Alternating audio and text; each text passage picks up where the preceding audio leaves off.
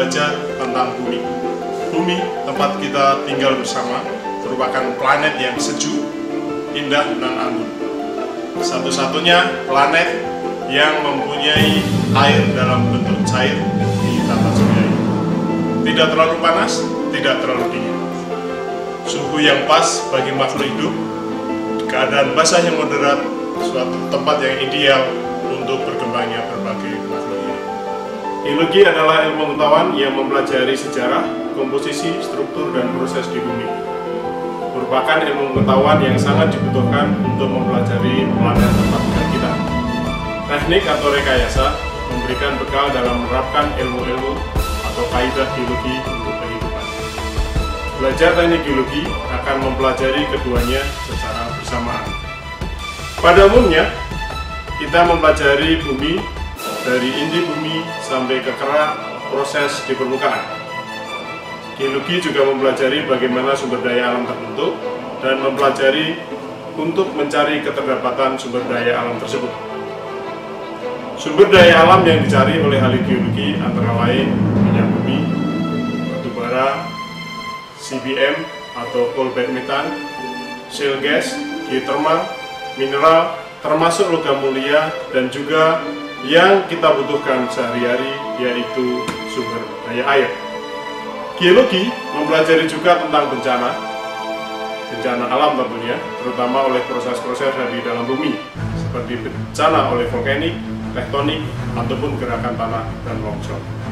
Lebih dari 2000 tahun yang lalu, misalnya, filsuf-filsuf Yunani menyimpulkan bahwa bumi itu bulat.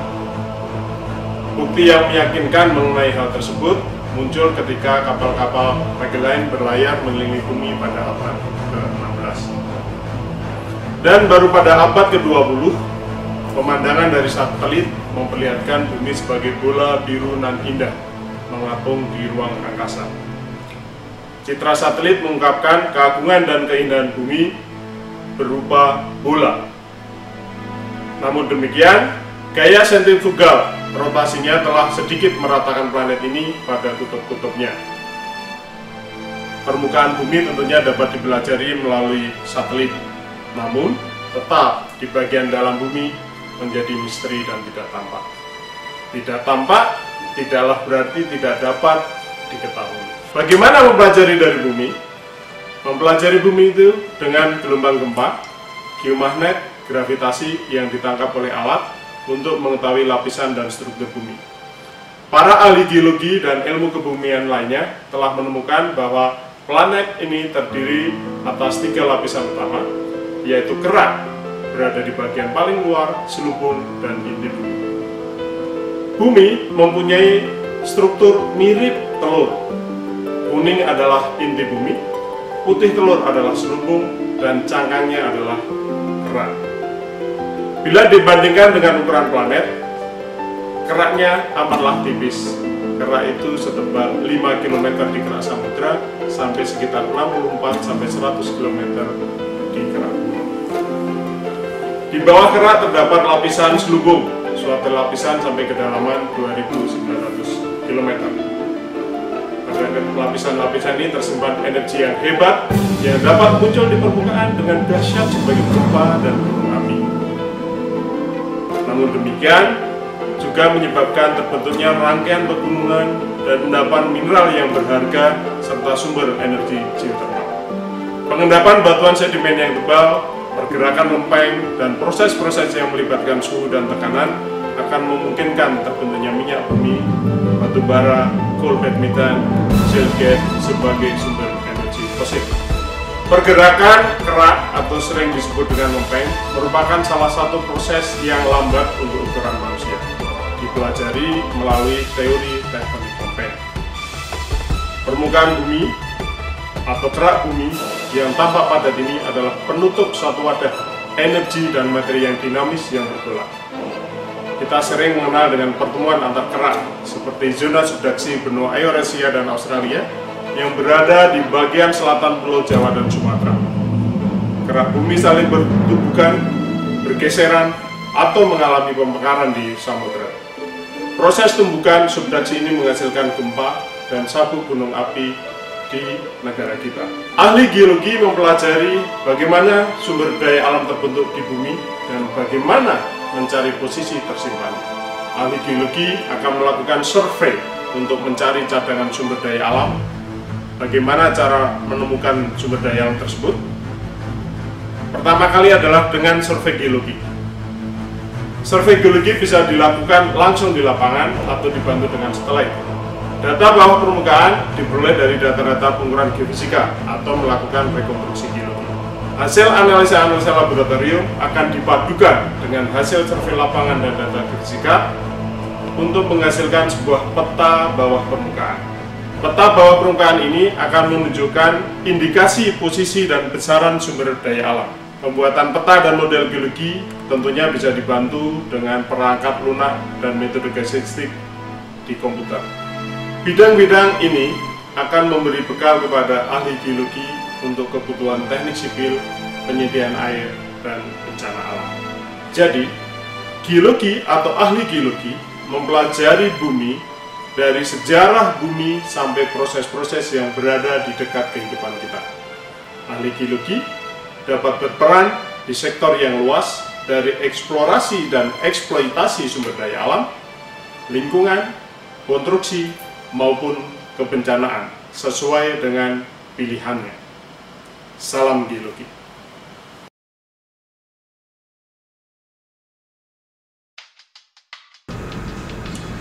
Yang dimaksud dengan penambangan di sini adalah suatu aktivitas untuk mengambil bahan tambang atau sumber daya alam yang mempunyai arti ekonomi dari dalam bumi. Kegiatan penambangan itu sendiri dapat dilakukan terhadap bahan tambang yang berupa cair dan gas atau yang berupa bahan padat. Untuk mengambil bahan tambang yang berupa cairan dan gas, misalnya minyak dan gas bumi, penambangan dilakukan dengan cara pemboran. Sedangkan untuk mengambil bahan tambang yang padat dilakukan dengan cara menggali.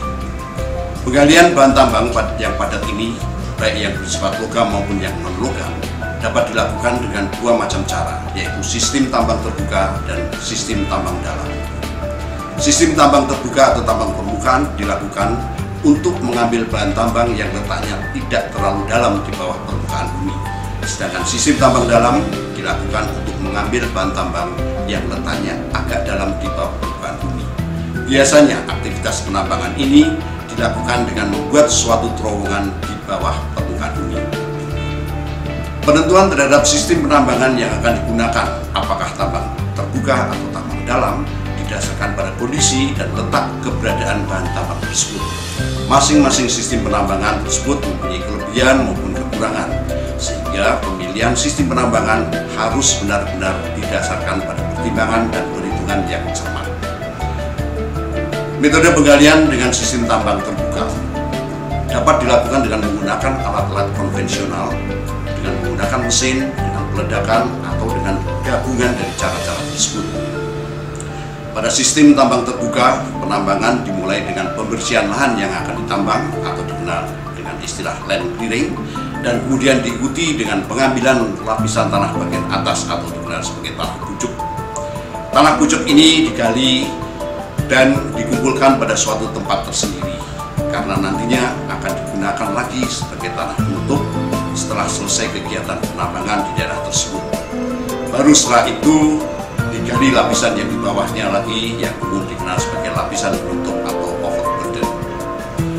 Penggalian ini umumnya dilakukan dengan menggunakan alat-alat berat, misalnya alat gali, ekskavator, alat angkut, dump truck, dan sebagainya.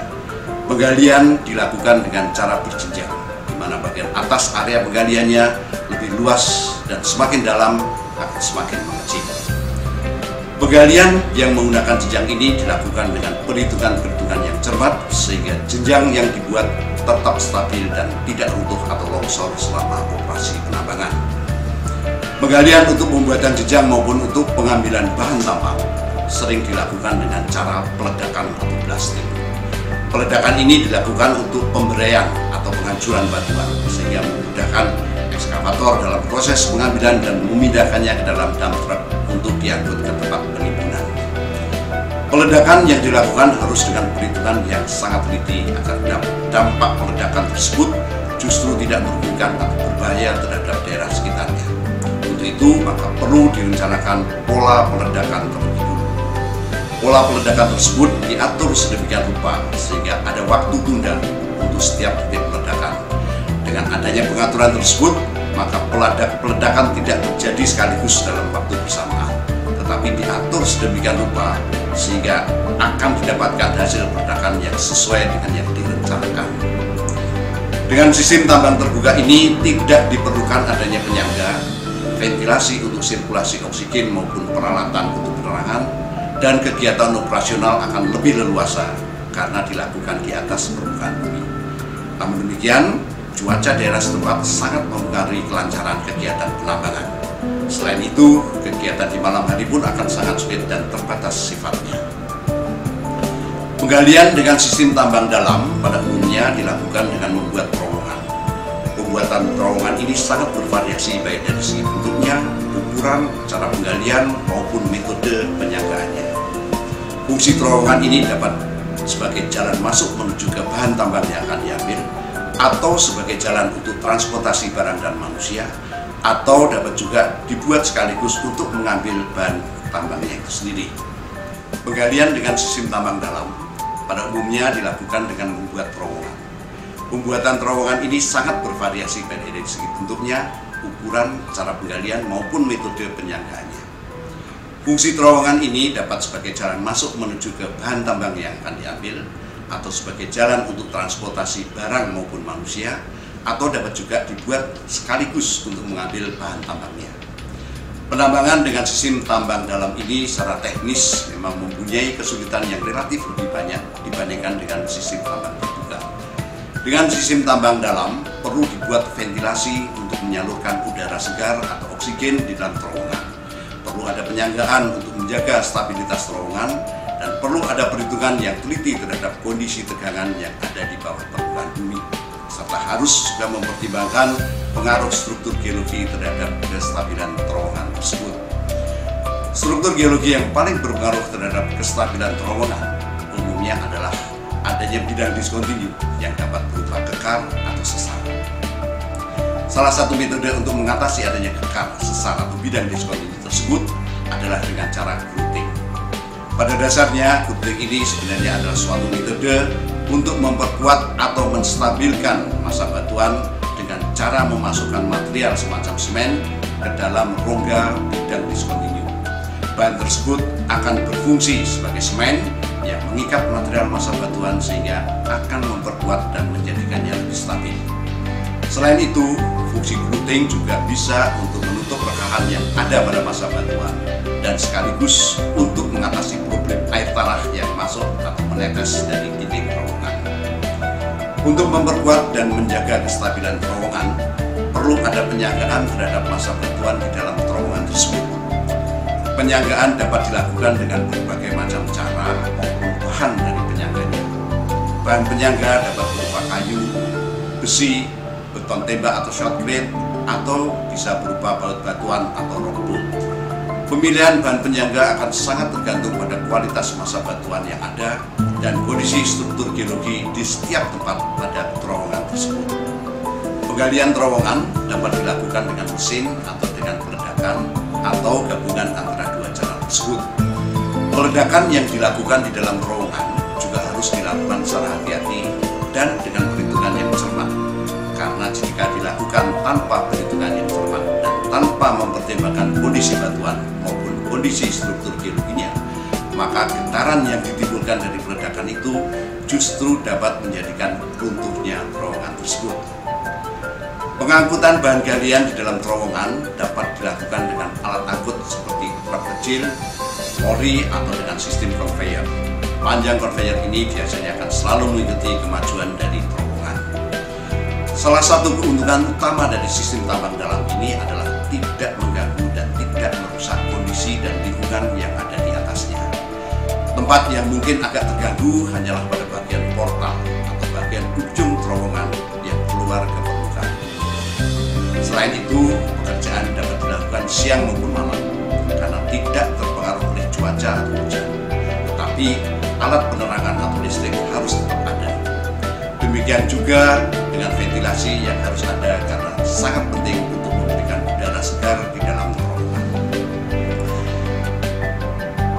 Setelah dilakukan operasional penambangan, maka perlu ada reklamasi. Reklamasi adalah suatu usaha untuk mengembalikan kondisi dan keadaan lahan bekas penambangan menjadi kembali seperti semula. Reklamasi ini dilakukan dengan cara menimbun kembali lubang bekas galian, terutama akibat adanya tambang terbuka dengan tanah overburden. Di bagian atasnya kemudian ditutup lagi dengan tanah pucuk yang mengandung unsur-unsur hara, sehingga dapat dilakukan penghijauan di atas bekas tambang tadi. Selain itu, lahan bekas galian tambang pun dapat dimanfaatkan sebagai tempat rekreasi. Sehingga pada prinsipnya reklamasi ini dilakukan untuk mengembalikan tanah bekas tambang ke kondisi semula, sehingga aktivitas penambangan itu tidak merusak kondisi lingkungan yang tersebut.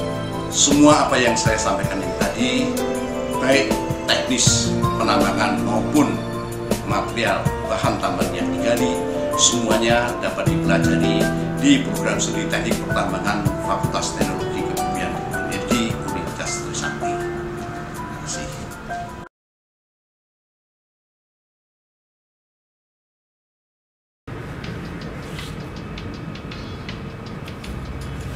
Kita akan membicarakan pemboran laut dalam, mulai dari riser dan pemboran berputar. Pertama-tama kita membawa kapal tersebut ke lokasi, kemudian ada 6 propeller yang menjaga posisi kapal tersebut sehingga tidak tahan terhadap angin, arus laut. Yang dilakukan kemudian adalah memasang konduktor, yaitu memasukkan konduktor ke laut dan sampai ke dasar laut. Kemudian dilakukan pemboran. Pipa bor dimasukkan sebagai dalam rangkaian konduktor sampai konduktor masuk ke dalam laut. Konduktor dimasukkan ke dasar laut.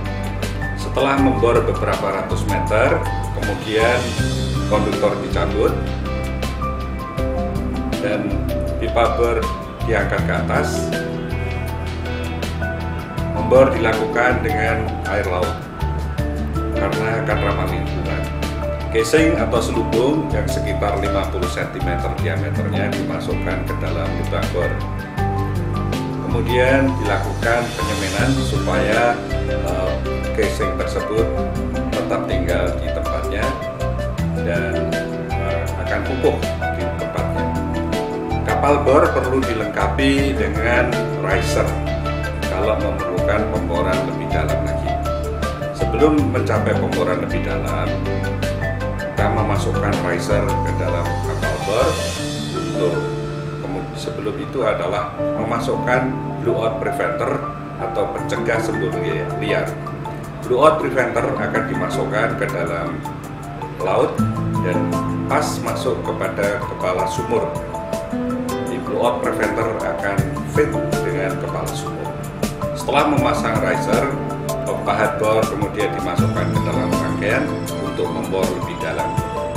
Melalui blowout preventer, pahat langsung masuk ke dalam sampai ke dasar casing, kemudian melakukan pemboran lanjut.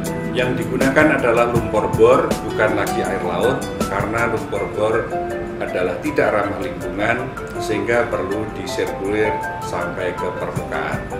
Pemboran dilanjutkan dengan menggunakan pahat bor yang lebih kecil dan rangkaian yang lebih kecil. Untuk itu kita akan menembus kulit bumi, kerak bumi dengan lebih dalam yang sebelumnya belum pernah dilakukan. Rotary drilling atau pemboran berputar. Rotary drilling menggunakan meja putar di permukaan, diteruskan melalui rangkaian pahat di dasar laut.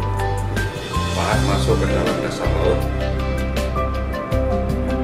kemudian melakukan pemboran seperti yang terdahulu. Putaran dari pahat disebabkan karena putaran di meja putar. Kating-kating yang ada dari potongan-potongan batuan diangkat ke atas menggunakan lumpur melalui riser,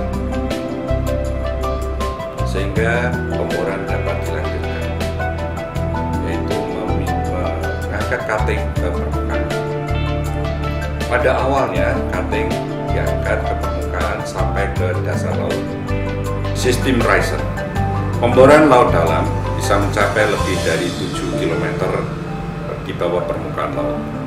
Untuk membor laut dalam, maka digunakanlah sistem lumpur, sehingga memerlukan riser untuk mengangkat cutting atau lumpur itu ke atas. Pemboran dilaksanakan dengan lumpur. Kenapa kita menggunakan lumpur? Karena lumpur mempunyai kekuatan untuk mengangkat cutting ke permukaan lebih baik daripada diangkat oleh air laut. Karena spesifik graviti lumpur lebih besar daripada air laut. Spesifik graviti lumpur yang lebih besar tadi juga digunakan untuk melawan tekanan dari formasi, sehingga pemboran akan tetap lancar dan pemboran dapat dilaksanakan dengan aman. Lumpur bor mempunyai densitas yang lebih tinggi dari air laut, sehingga lumpur bor akan mencegah lubang itu runtuh dan melaksanakan pemboran dengan aman. Lumpur bor mempunyai campuran kimia dan hal tersebut adalah mahal, sehingga lumpur bor perlu digunakan untuk pemboran selanjutnya. Untuk keperluan tersebut diperlukan riser untuk mengangkat cutting dan lumpur bor ke permukaan. Setelah di permukaan, lumpur ditreat, kemudian dibersihkan melalui shell shaker. Kemudian lumpur dapat digunakan kembali untuk pemboran selanjutnya. Ini mempunyai arti ekonomi yang bagus. Pemboran dengan sistem riser dapat memungkinkan pemboran lebih dalam lagi masuk ke dalam kulit bumi, dan itulah yang sekarang dilaksanakan. Pengembangan minyak dan gas bumi dari shale. Sudah lama para geologis mengatakan bahwa minyak dan gas bumi terdapat di dalam shale, yaitu batuan source rock atau batuan hidup. Pemboran dilaksanakan kemudian untuk membor lapisan shale tersebut. Perlu waktu yang lama untuk memproses karena pemboran agak berbeda dengan pemboran sebelumnya. Batu shale tersebut kira-kira terdapat di sekitar 1.600 meter di bawah permukaan laut, yang berarti sangat jauh dari air tanah yang kedalamannya hanya sekitar 100-300 meter dari permukaan. Pemboran dilakukan secara vertikal menggunakan air pertama kali sebagai pendingin lahan untuk mengangkat serping batuan ke permukaan. Gunanya lumpur tersebut atau air tersebut adalah supaya tidak gugur. Telah dioperasikan selama lebih dari 50 tahun perekaan hidrolik, sehingga pemboran tersebut adalah aman dan terhadap environment atau lingkungan, sehingga yang pertama-tama dikerjakan adalah pelaksanaan pemboran, kemudian dilanjutkan dengan memasukkan pipa baja atau casing ke dalam lubang bor. Gunanya adalah untuk menjaga air tanah supaya tidak terkontaminasi oleh lumpur bor. Setelah casing dimasukkan, dilakukan operasi penyemenan. Operasi penyemenan tersebut mengakibatkan antara casing dan air tanah terdapat lapisan yang impermeable atau kedap, sehingga menjaga kontaminasi lumpur terhadap air tanah. Sehingga hal tersebut menjadikan pemboran selanjutnya aman. Pemboran selanjutnya adalah membor dengan pahat yang lebih kecil sampai kedalaman tertentu yang disebut kick-off point. Pemboran kemudian memasukkan selubung berikutnya dan akan membor secara horizontal. Pemboran dilakukan melalui pemboran horizontal agar dapat menembus lapisan reservoir dengan jumlah yang panjang dan dapat dilakukan lebih dari satu lokasi pemboran. Pahat dicabut, kemudian dimasukkan selubung atau casing. Casing tersebut disemen untuk tetap menjaga integritas daripada lubang bor. Dengan demikian, pekerjaan pemboran telah selesai. Kita akan melaksanakan breakdown atau bongkar break, menunggu penyelesaian sumur. Tahap pertama penyelesaian sumur adalah memasukkan alat perforasi ke dalam lubang. Perforasi dilaksanakan perforasi antara reservoir dengan lubang bor. Dilakukan penembakan dengan SIMJAT, kemudian terjadilah hubungan komunikasi antara reservoir dengan lubang bor. Setelah penembakan itu selesai, maka alat perforasi akan dicabut. Persiapan untuk perekaan hidrolik yaitu memasukkan fluida bertekanan tinggi dan dicampurkan ke dalam tangki dan diinjeksikan dengan tekanan tinggi melalui kepala sumur. Fluida tersebut terdiri dari 0,5% sampai 0,5% adalah aditif, selebihnya adalah air yaitu 99,5%. Fluida tersebut diinjeksikan melalui pompa-pompa, dimasukkan ke dalam perforasi, masuk ke dalam perforasi, kemudian membuat rekan-rekan tersebut tersumbat oleh batuan-batuan yang kita sebut propan, sehingga memungkinkan aliran dari dalam sumur. Setelah perekaan selesai, dimasukkanlah plug untuk menyumbat hubungan sumur yang berikutnya. Dilakukan perforasi dan kemudian dilakukan fracturing atau hydraulic fracturing sampai ke panjang sekitar beberapa kilometer. Setelah itu plug dicabut dan mulailah fluida mengalir, dimulai dari air, kemudian minyak, dan bahkan kemudian gas.